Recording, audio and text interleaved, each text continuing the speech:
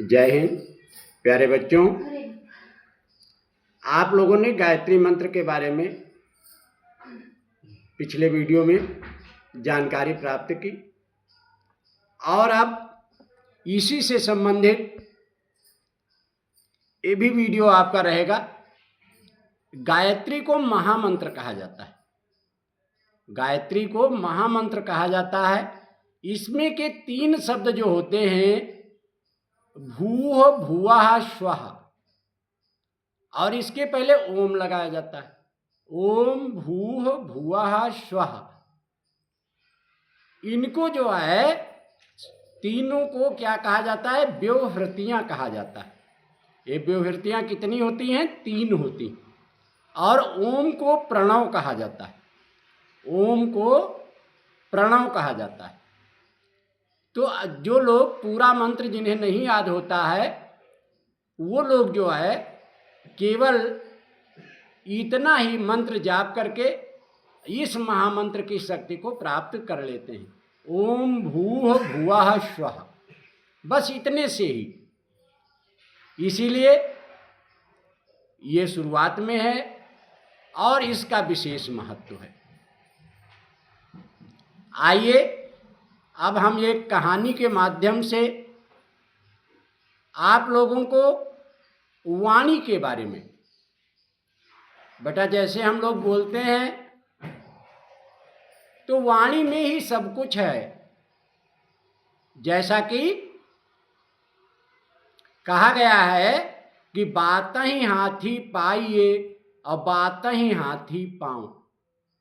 बात से ही राजा लोग जो पहले के होते थे वो हाथी दे दिया करते थे पुरस्कार में। जब खुश हो जाते थे तो पुरस्कार में हाथी दे दिया करते थे।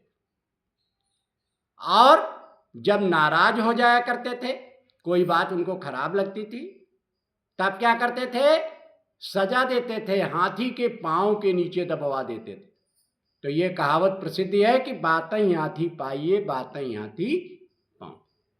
तो अब वाणी का क्या महत्व है, इसके बारे में एक कथा के माध्यम से, एक कहानी के माध्यम से हम आप लोगों को बता रहे हैं। एक बार गुरुकुल में विद्यार्थियों में इस बात को लेकर के बहस छिड़ गई। गुरुकुल क्या होता है? पहले प्राचीन काल में गुरु के यहाँ जा करके आश्रम में पढ़ते थे, वहीं रहते थे, तो उसे गुरुकुल कहा जाता था। तो वहीं पर चर्चा छिड़ गई कि संसार में सबसे शक्तिशाली वस्तु क्या है। कोई कुछ बताता था, कोई कुछ बताता था। तब तक जो है वहां पर गुरुजी आ गए। गुरुजी के पास सभी शिष्य पहुंचे। सभी शिष्यों की बात को सुनकर के गुरुजी ने कहा कि तुम सबकी बुद्धि क्या खराब हो गई है? और शांत हो गए। ऐसा कह करके वो शांत हो गए। क्या कहा उन्होंने? कि तुम सबकी बुद्धि क्या खराब हो गई है? जोर से क्रोध में बोले। उसके बाद शांत हो गए। शिष्य गुरुदेव की इस बात को भी सहन नहीं कर पाए, क्योंकि शिष्यों के भी क्रोध आ गया और थोड़ी ही देर में उनके चेहरे तमतमा गए। अपने लाल लाल नेत्रों से गुरुजी को घूरने लगे। गुरुजी की तरफ जो है क्रोधपूर्ण आंखें करके जो है देखने लगे। थोड़ी देर बाद गुरुजी शिष्यों से बोले कि तुम सब पर आश्रम को गर्व है। अब देखिए, वाणी की बात है कि पहले गुरुजी ने जो है क्रोध में आकर के एक बात ऐसी कही थी कि जिससे सारे बच्चों की, जितने भी विद्यार्थी थे, सब लोग क्रोध से तमतमा गए थे, गुरुजी के ऊपर नाराज हो गए थे। लेकिन अब यहाँ पर देखिए कि थोड़ी ही देर के बाद गुरुजी शिष्यों से बोले, तुम सब पर आश्रम को गर्व है। तुम लोग अपना एक भी क्षण व्यर्थ नहीं खोते, अवकाश के समय में भी ज्ञान की चर्चा करते हो। मतलब प्रशंसा कर दिया कि इस आश्रम को, आप पर, तुम सब लोगों पर गर्व है। तुम लोग अपना समय नहीं बर्बाद करते हो, और जब आपका अवकाश का टाइम होता है, छुट्टी का टाइम होता है, तब भी आप लोग ज्ञान की चर्चा करते हैं। अब तो शिष्यों के मन में स्वाभिमान जागृत हो गया। देखिए, बात से ही उनके अंदर स्वाभिमान जागृत हुआ और उनके चेहरे खिल उठे, मतलब वो प्रसन्नचित हो गए। गुरुजी ने कहा, मेरे प्यारे शिष्यों, इस संसार में वाणी से बढ़कर कोई शक्तिशाली वस्तु नहीं।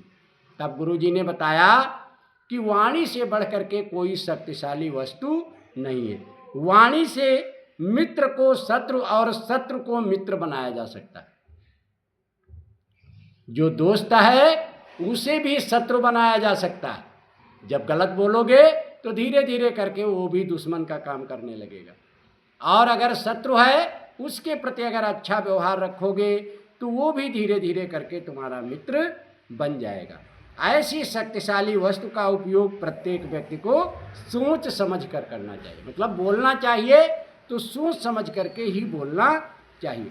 वाणी का माधुर्य लोगों को अपनी ओर आकर्षित कर लेता है। वाणी की जो मधुरता होती है वो अपनी ओर आकर्षित करते हैं, और न बनने वाला कार्य भी बन जाता है। कोई कार्य अगर नहीं बनने वाला है, फिर भी आप अगर विनम्रतापूर्वक, धैर्यपूर्वक, ठीक से आप बात को अपनी रखेंगे तो अगर संभव है तो वो काम आपका बन जाएगा। तो इसीलिए कहा गया है कि वाणी एक अमोल है, जो कोई बोले जानी, अहिए तराजू तौलिक तब मुख बाहरान। कबीरदास जी ने कहा है कि वाणी क्या होती है? अनमोल होती है। इसलिए उसे हृदय रूपी तराजू में पहले तौल लेना चाहिए कि क्या उचित है और क्या अनुचित है, क्या सही है और क्या गलत है, तब हमें अपने मुंह से बाहर उसे करना चाहिए। तो इस प्रकार से शिष्यगण जो है संतुष्ट होकर के लौट आए, और उसी दिन से सारे शिष्य जो है मीठा बोलने लगे, मधुर व्यवहार करने लगे। जय हिंद।